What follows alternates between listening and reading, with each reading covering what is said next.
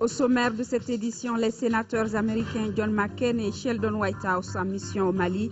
Avec les autorités, ils vont étudier et discuter de l'aide américaine au peuple malien. Des embouteillages terribles occasionnés par l'occupation anarchique. C'est le calvaire des usagers de l'Anosotrama, une voie dont la venue avait été pourtant bien accueillie par les Bamakois. Des sextuplés, dont 4 filles, sont nées la semaine dernière à l'hôpital Gabriel Touré. Malheureusement, 3 des 6 nouveau-nés sont morts. Une équipe de reportage est allée à la source pour plus d'informations. Voilà pour les titres. Bonsoir et bienvenue. Les sénateurs américains John McCain et Sheldon Whitehouse ont été respectivement reçus par le Premier ministre et le Président de la République par intérim. Ils sont au Mali pour étudier et discuter des voies et moyens à partir desquels les États-Unis d'Amérique pourront apporter leur aide au Mali. Après les sénateurs américains, c'est l'ambassadeur français Christian Rouillet en fin de mission qui a été reçu. Le compte-rendu des audiences avec Mahamadou Doumbia. Les sénateurs américains John McCain et Sheldon Whitehouse ont été les premières personnalités reçues par le Premier ministre Django Sissoko à la primature. Cette visite de John McCain, sénateur républicain de l'Arizona, et Sheldon Whitehouse, démocrate de Rhode Island au Mali, vise à comprendre la situation actuelle sur le terrain, d'apporter une réponse américaine mieux appropriée. Ensuite, les deux personnalités ont été reçues par le président de la République par intérim John Kounda Traoré. La visite de ces deux chefs de file du Congrès américain témoigne de l'intérêt et de l'engagement des États-Unis pour soutenir le peuple malien durant ces moments de crise. Nous sommes là, évidemment, pour renouveler notre support, le support du peuple américain, le support de nos collègues sénateurs pour venir en assistance aussi en assistance au Mali, afin de nous assurer que la démocratie sera défendue et la sécurité sera défendue au Mali. Et concrètement, qu'est-ce que les États-Unis vont envisager pour lutter contre le terrorisme au Mali? Nous allons évidemment évaluer, travailler avec les forces françaises, évaluer les forces françaises, évaluer les forces alliées qui sont sur place et voir dans quelle mesure nous allons apporter des équipements, apporter de la formation, apporter de la technologie afin de bouter ces forces en dehors du Mali, y compris Al-Qaïda. Le Mali a été pendant longtemps, n'est-ce pas, un pays cité en exemple en démocratie et en défense des droits de l'homme.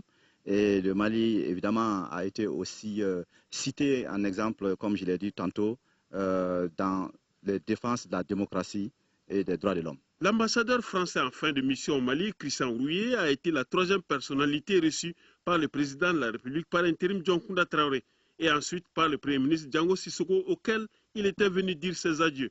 Je garde un excellent souvenir, mais comme je l'ai expliqué au président, les circonstances ont fait que je n'ai pas découvert autant le Mali que je le souhaitais, surtout été à Bamako, et que je compte bien, quand les circonstances le permettront, revenir, mais incognito, en touriste, pour découvrir tout ce que je n'ai pas pu encore voir dans le Mali. Mais je garde surtout le souvenir d'un pays très accueillant, malgré la tourmente, malgré les circonstances. J'ai toujours été accueilli aussi bien à Bamako que dans les communes rurales, avec beaucoup de chaleur, et ça, c'est le souvenir que j'emporterai avec moi.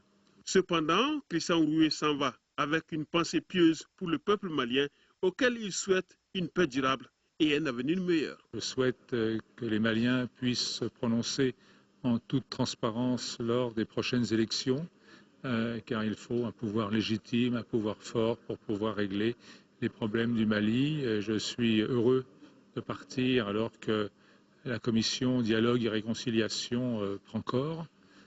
Elle a une tâche immense qui l'attend.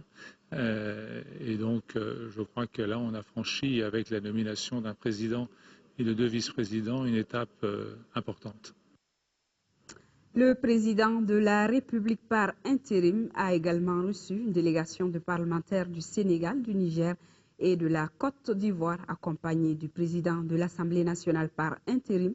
Il se félicite de l'évolution favorable de la reconquête des territoires du Nord. Auparavant, la délégation avait été reçue par le Premier ministre. Le compte-rendu avec Brahma Traoré. Les parlementaires sénégalais, nigériens et ivoiriens arrivent plus tôt que prévu à la résidence présidentielle. 16h35, ils sont accueillis. 17h pile, ils sont rejoints par le président de la République par intérim. Entre le chef de l'État et ses hôtes, les échanges ont porté sur les derniers développements de la crise malienne. Ces parlementaires disent être aux côtés du Mali pour relever les défis du moment. Il est de notre ressort de venir rencontrer les autorités, notamment ceux de l'exécutif, pour essayer de leur montrer notre appui de nos délégations respectives dans le cadre de la lutte pour le recouvrement de l'intégrité territoriale du Mali et les appuyer dans le cadre du dialogue et réconciliation.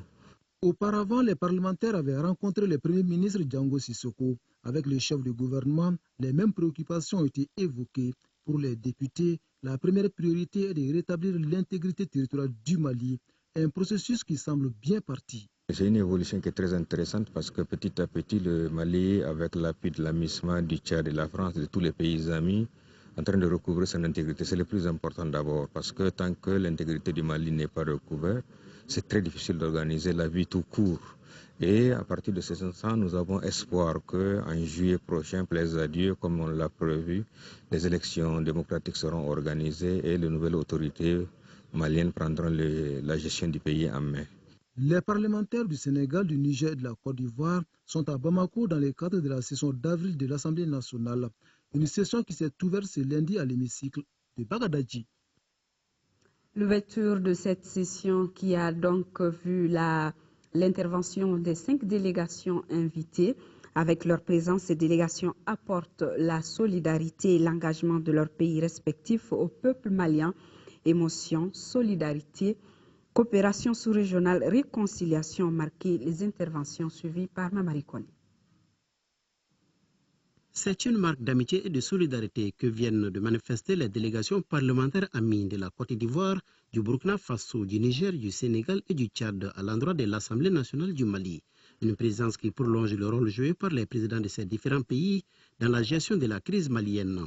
Une crise dont les séquelles resteront longtemps vivaces dans les esprits. Lors de la libération de nos frères et sœurs de Kidal, Tombouctou et Gao, lequel d'entre nous, devant sa télévision, n'a eu la gorge nouée par l'émotion, qui n'a pas compris le sens du mot liberté? Quel Malien pénétré de l'amour de son peuple et de sa patrie est à même de se réjouir de ces pratiques barbares et rétrogrades auxquelles nous avons assisté ces derniers temps? Les parlementaires sont convaincus que c'est dans la solidarité, l'entraide et la coopération que l'on peut aider le Mali à refermer cette douloureuse page de l'histoire de la vie du pays et du Sahel. Avec la crise malienne, le Tchad et le Mali se trouvent donc en première ligne face à la menace du terrorisme. C'est pourquoi cette coopération doit s'élargir dans notre espace sahélo-sahélien afin de prémunir nos États de velléités déstabilisatrices orchestrées par les groupes terroristes. C'est dans les moments difficiles, dit-on, que l'on reconnaît ses vrais amis.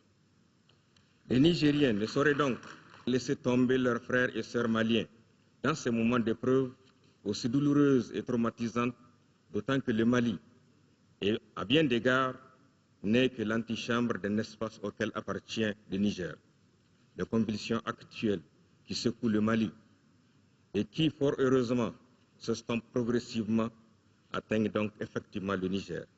À en croire la 4e vice-présidente de l'Assemblée nationale du Sénégal, si le Mali devait fléchir, c'est toute la sous-région, voire l'Afrique de l'Ouest, qui allait en souffrir. Elle a aussi loué le courage du peuple malien, surtout de sa jeunesse, qui, malgré la situation de guerre qui lui a été imposée, continue de mener ses activités normales. Notre souhait le plus ardent est que sans délai, le Conseil de sécurité de l'Organisation des Nations Unies décide de compléter les moyens juridiques et logistiques de la mission internationale de soutien au Mali pour lui permettre de mener de concert avec l'armée malienne jusqu'à son terme l'œuvre de reconquête de la souveraineté du Mali sur l'ensemble de son territoire, connu et reconnu avec l'aide de la France, des pays de la CEDEAO, du Tchad. Selon le 4e vice-président de l'Assemblée nationale du Burkina Faso, le processus de normalisation et de restauration de l'autorité de l'État au nord du pays, le dialogue politique entre le gouvernement de transition et les mouvements armés maliens s'impose aujourd'hui comme des tâches urgentes à mener. Dans cette démarche, Le Mali peut compter avec le Burkina Faso, dont le chef de l'État est médiateur de la CEDEAO pour cette crise. Sur ce plan, l'intérêt du peuple malien et du Mali converge avec celui du Burkina Faso et du peuple burkinabé. Cette présence des délégations parlementaires amies traduit si besoin en était l'engagement de ces pays à accompagner notre pays en ces moments difficiles. À l'Assemblée nationale, on se souviendra longtemps de ces interventions qui seront d'ailleurs écrites en lettres d'or dans les annales de l'histoire de l'hémicycle. Après la nomination des présidents de la Commission Dialogue et Réconciliation, nous avons reçu les messages de félicitations du ministère de la Famille, de la Promotion de la Femme et de l'Enfant, de la coordination des associations et ONG féminines du Mali et du réseau national pour l'éveil démocratique et patriotique. Ils se réjouissent particulièrement de la nomination d'une femme, en l'occurrence Traoré Oumoutouré, au poste de première vice-présidente de la Commission Dialogue et Réconciliation. Ce communiqué de presse, conformément à la planification de l'Union européenne et des forces armées maliennes, le premier bataillon malien a été accueilli ce mardi au camp d'entraînement de Koulikoro, formé d'environ 600 personnes. Ce bataillon est la première unité à suivre la formation et l'entraînement dispensé par les instituteurs européens. L'entraînement durera environ 10 semaines et se déroulera en plusieurs phases. Il débutera par une instruction de base du soldat pour se conclure par un entraînement au niveau du bataillon. Des formations spécialisées seront menées en parallèle. 100 instructeurs européens sont présents au Mali.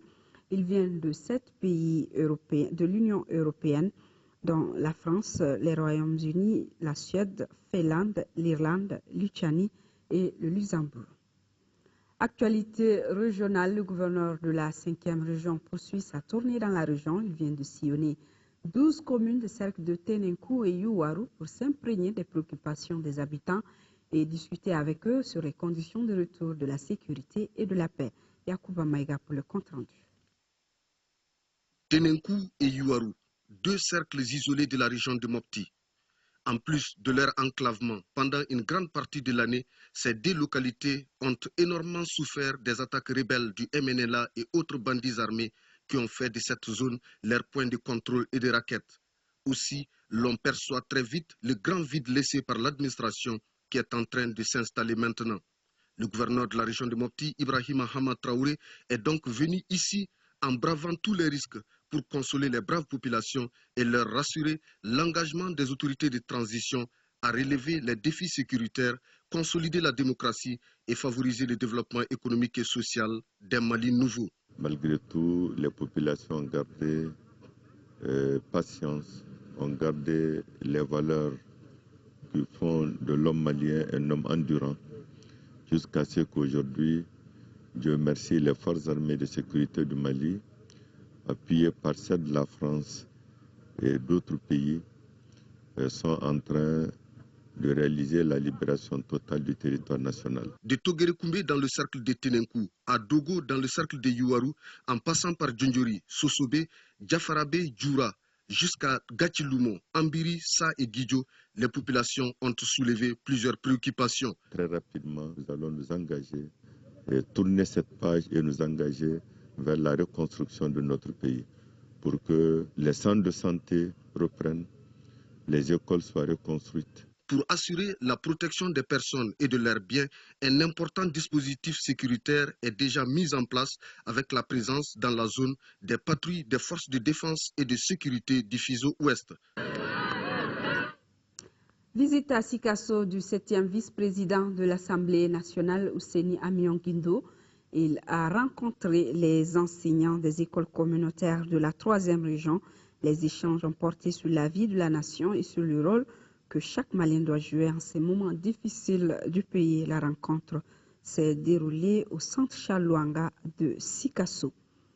Visite donc à Sikasso du 7e vice-président de l'Assemblée nationale en la personne de Ousseini Amion Guindo.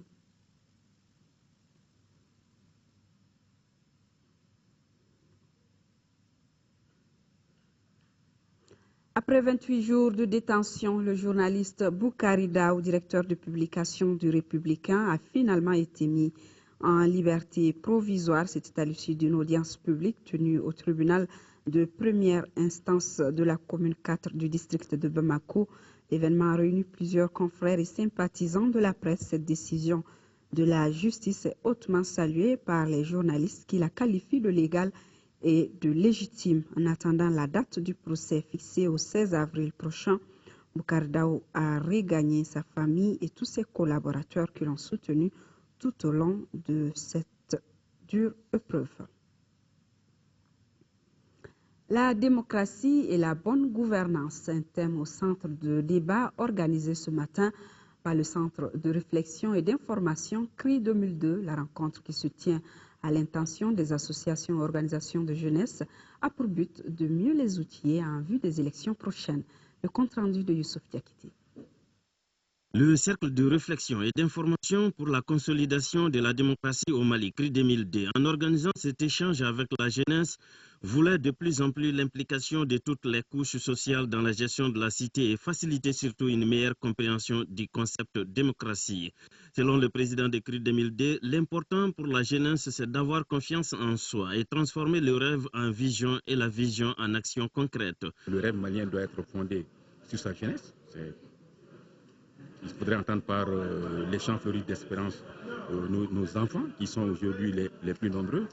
Et quand on dit les cœurs vivres de confiance, il faudrait qu'on arrive à établir la confiance entre tous les fils du pays.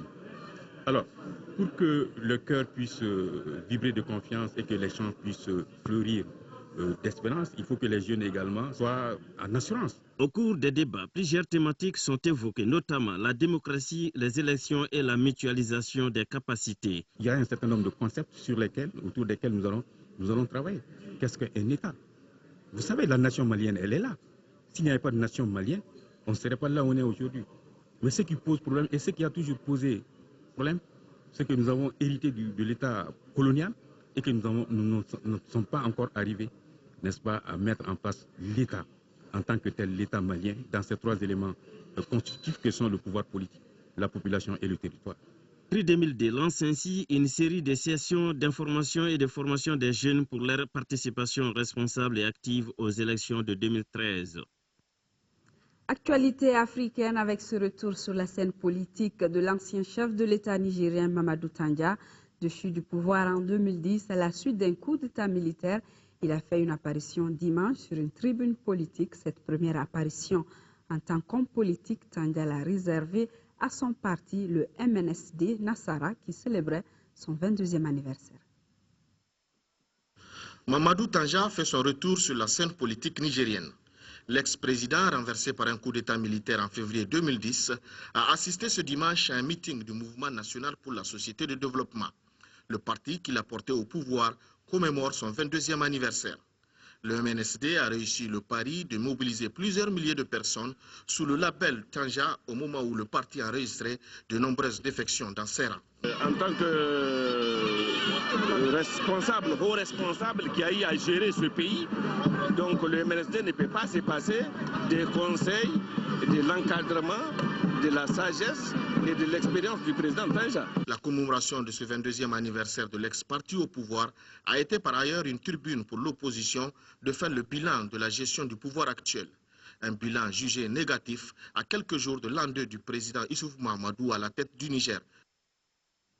Lutte contre la corruption au Cameroun, le chef de la société de développement du coton, Iya Mohamed, sommet de rembourser 9 milliards de francs CFA. À la tête de la société depuis plusieurs années, il est épinglé pour sa mauvaise gestion. Iya Mohamed est aussi le président de la Fédération camerounaise de football qui connaît depuis quelque temps des moments sombres. Cela fait longtemps que la presse camerounaise dénonce sa gestion de la société de développement du coton, Soudé Coton, entreprise publique qu'il dirige depuis 30 ans. Mais c'est la première fois que Iya Mohamed est à la une des journaux pour des fautes constatées par un organe gouvernemental. Le Conseil de discipline budgétaire et financière retient contre lui 20 fautes de gestion. Des fautes ayant entraîné un préjudice évalué à 9 milliards de francs CFA, près de 14 millions d'euros. Une somme que le directeur général de la Soudé Coton est sommé de rembourser. Une fois que le Conseil supérieur d'État fait son boulot, la justice devrait suivre son cours. S'il est véritablement démontré qu'il y a des fautes de gestion de 9 milliards de francs, je pense que chacun, en ce qui le concerne, sait ce qu'il y a lieu de faire. Normalement, c'est le début d'un processus. Tout dépendra du rythme de mise en œuvre de la justice, mais ce genre de décision devrait voir la suite, une réunion du conseil d'administration pour le démettre de son poste de directeur général. Au Cameroun, ce n'est pas la première fois que le patron d'une société d'État est épinglé officiellement pour sa mauvaise gestion. Mais la décision prise contre Iya Mohamed connaît un écho des plus retentissants dans le pays, et pour cause. Le directeur général de la Sodécoton est aussi le président de la très puissante Fédération camerounaise de football. Les fautes de gestion retenues contre lui ont été commises entre 2005 et 2010. Cette période, selon les férus du ballon rond, correspond à celle du début de la descente aux enfers des Lions indomptables, la sélection nationale du Cameroun. Il est à l'origine de la chute du football camerounais, puisqu'il y a beaucoup d'équipes qui sont mortes à cause de sa sale politique. Il a pillé littéralement le football camerounais. Je crois que c'est normal qu'on le fasse ce qu'on lui a fait. La sanction infligée à Iya Mohamed tombe au lendemain de la décision du ministre des Sports de suspendre le processus visant à élire les nouveaux dirigeants du football camerounais.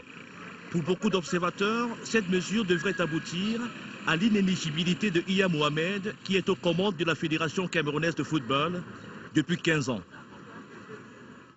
Revenons ici chez nous. Au lendemain de sa mise en service, l'anneau Sotrama avait permis de désengorger le centre-ville et de faciliter la circulation des Sotramas. De nos jours, l'anneau qui traverse le Dabanani fait l'objet d'occupations anarchiques ou de parkings illégaux, ce qui perturbe la circulation, rendant du coup le marché d'Abanani inaccessible à cause des embouteillages.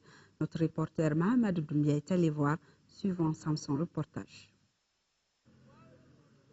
À travers le district de Bamako, pour rendre fluide la circulation, le gouvernement, en partenariat avec la Banque mondiale, a initié et financé l'anneau Sotrama jusqu'à hauteur de plus de 7 milliards de francs CFA, avec une longueur de 1,2 km. Il s'est agi concrètement de créer un couloir pour le transport en commun et un autre couloir pour le reste de la circulation. J'avoue que ça fait l'objet de beaucoup de rencontres avec l'ensemble des partenaires sociaux, pour que chacun puisse jouer sa partition.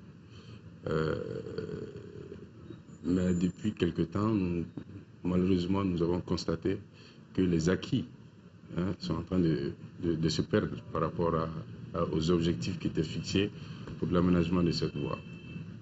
Après la réalisation de l'anneau Sotrama et avant le coup d'État de mars 2012, en ces endroits, la circulation était fluide, sans encombrement et sans embouteillage. Mais c'était sans compter sur la détermination des détaillants ou d'autres perturbateurs qui veulent toujours s'asseoir sur les trottoirs ou même sur la voie publique. Condition sine qua non pour gagner leur quotidien, pense-t-il. Donc il faut sensibiliser les gens, puisqu'on puisse trouver la solution de ça. Donc pendant longtemps, il faut envoyer la sécurité pour sécuriser l'endroit. Aujourd'hui, pour emprunter le boulevard du peuple qui traverse le Dabanani, c'est un parcours de combattants à cause des embouteillages, des voitures personnelles garées pour toute la journée, des taxis, des motos garées, des pousse-pousse qui se faufilent entre les voitures, des camions qui débarquent des marchandises sans respect du code de la route. Chaque installation paye quelque chose pour la mairie, même si c'est les petits tickets là, ils paient ça pour la mairie. Nous aussi les commerçants, on est impliqués dedans. Il faut toujours respecter là où les piétons devraient passer. Tout le monde a compris la nécessité des aménagements qui ont été réalisés. Et donc nous allons poursuivre la sensibilisation, poursuivre donc la sensibilisation qui a été entamée depuis bien avant les aménagements en question. Nous allons encore poursuivre cette sensibilisation et même s'il faut aller aussi à la répression, souvent il le faut, parce que nous ne pouvons pas comprendre que la chaussée soit utilisée comme un site commercial. En plus de ces embouteillages incessants causés par l'utilisation de la chaussée comme parking, un autre problème coexiste, c'est l'insalubrité. On a toujours l'impression que le tronçon du boulevard n'est jamais balayé. Le boulevard du peuple est balayé quotidiennement. Tous les jours que le bon Dieu fait, le boulevard est balayé. Le groupement d'intérêt économique qui est en charge de balayage de cette voie fait l'opération à partir de minuit. Je vous invite à passer un après-midi, le petit soir, pour voir l'état de la voie. Et le matin, le même jour, le matin, pour voir quel est l'état de la voie. Vous allez vous rendre compte que la voie est effectivement balayée. Et les produits du balayage sont évacués sur le dépôt de transit le plus proche. En ces moments difficiles, nous avons besoin d'ordre, de quiétude, de reconversion de mentalité, d'instruction civique pour gérer notre quotidien. Respecter les acquis, gage d'un développement harmonieux, durable. Fin hier de la visite du directeur du bureau Sahel de l'ONG Save the Children dans la région de Sikasso. Les 5 jours de tournée lui ont permis d'apprécier les réalisations en 3e région dans les domaines de la santé, de l'éducation, de l'hygiène et de l'assainissement. Les précisions sur cette tournée avec Adama Kamara et Ramata Konati. Cette année, la moitié du budget de l'ONG Save est consacrée à la région de Sikasso. L'enveloppe de 5 milliards de francs CFA est repartie entre les domaines suivants: la promotion des pratiques essentielles comme le lavage des mains au savon, l'assainissement, la construction d'infrastructures scolaires et sanitaires. S'agissant de ce dernier point, l'ONG a déjà réalisé 10 maternités et 4 SESCOM dans la région. Le directeur de Save the Children a visité certaines de ces réalisations. À l'issue de 5 jours de terrain, Thomas McCormack est satisfait de l'usage fait des dites réalisations. J'étais très impressionné par l'engagement des communautés. Je vois clairement, physiquement, que les communautés-là sont en train de changer positivement au point de vue de leur santé, éducation et vraiment l'engagement pour leurs enfants. L'un des messages que le directeur Thomas, alias Adama Makalou, a partagé avec les populations est que le développement n'est pas toujours lié à l'argent, plutôt à l'esprit d'initiative et à la volonté d'agir. Cette sortie est la dernière effectuée par McCormack en qualité de directeur de l'ONG Save the Children. Après 5 années de service au Mali, il est appelé à d'autres fonctions aux États-Unis. Des sextuplés dont 4 filles sont nées le jeudi dernier à l'hôpital Gabriel Touré, une naissance par césarienne. La maman Djeneba Sissoko, ménagère à Dialakorodi, reste toujours admise à l'hôpital. 3 des 6 nouveau-nés prématurément nés sont malheureusement morts. Voyons les explications des spécialistes dans ce reportage de Timogo Konati. Des sextuplés à l'hôpital Gabriel Touré depuis le jeudi dernier. Suite à une césarienne, Djeneba Sissoko, ménagère à Dialakorodi, a donné naissance à 6 bébés, parmi lesquels 4 filles. 3 d'entre eux sont décédés, dont 2 garçons. Le père des enfants, un nommé Mamadou Sissoko, est commerçant de son état. L'évolution a été marquée par l'apparition d'une hypertension artérielle, chose habituelle dans ce genre de grossesse. Et ceci a entraîné une hospitalisation. 6 jours après son hospitalisation, soit 31 semaines plus 6 jours, eh bien, elle a eu une autre complication qui a consisté en une perte du liquide amniotique par rupture de la poche amniotique. Et elle avait des contractions. Eh bien, ceci a entraîné la réalisation d'une césarienne. Cette grossesse prématurée intervient après un problème de fertilité constaté chez la dame depuis 13 ans, ce qui a donné lieu à des traitements intenses. Les suites post-opératoires ont été simples. Jusqu'à ce jour, elle ne se plaint pratiquement de rien. Elle s'alimente correctement et les soins sont administrés de façon quotidienne. Aujourd'hui, elle n'a plus d'injection à faire et tous les médicaments sont pris par voie orale. Elle n'a aucune plainte particulière. Pour le moment, l'état des 3 autres est fragile mais pas critique, selon les docteurs. Longue vie aux 3 autres petits-nés. Lancement ce lundi à Yélimani du projet Je suis malien. C'est une mission citoyenne pour la paix initiée par la JCI Bamako Elite qui ira de Yélimani à Tombouctou.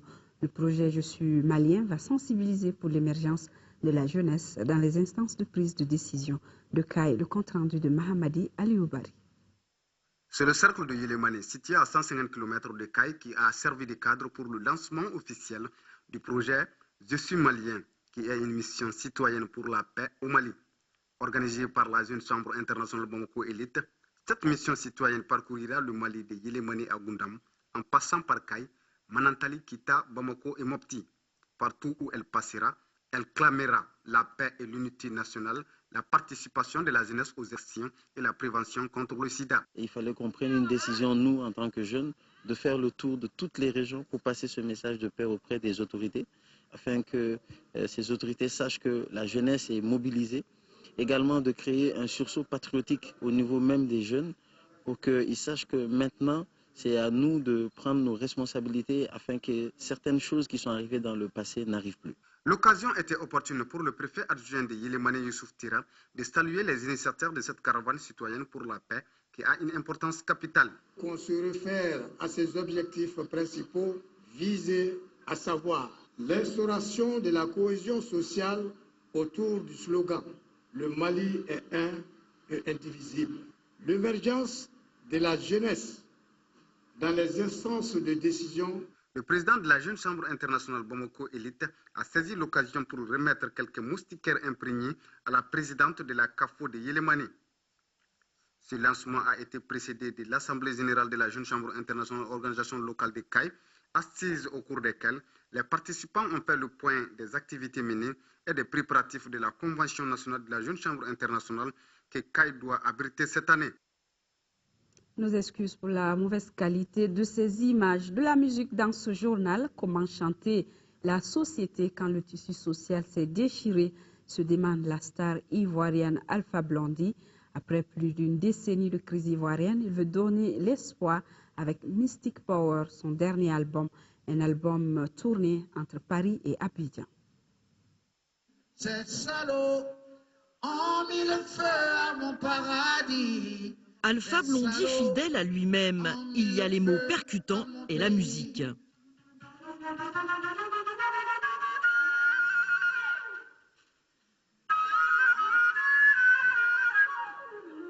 Pour la première fois, il invite une joueuse de flûte traversière sur scène avec lui à l'Olympia.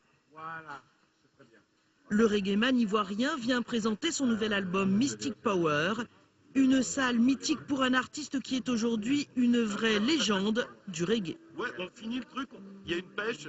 Je viens pour la deuxième fois, mais chaque fois mon cœur bat très fort parce qu'il y a ce souci de pouvoir donner le meilleur de moi, de ne pas décevoir le public. Ceux qui sont venus, il faut que quand ils viennent, quand ils repartent, ils disent « Ah oui, Alpha, il nous a fait honneur ». Pour son public de l'Olympia, Alpha Blondy ne déroge pas à la règle. C'est son célèbre titre « Jérusalem » qui démarre le concert.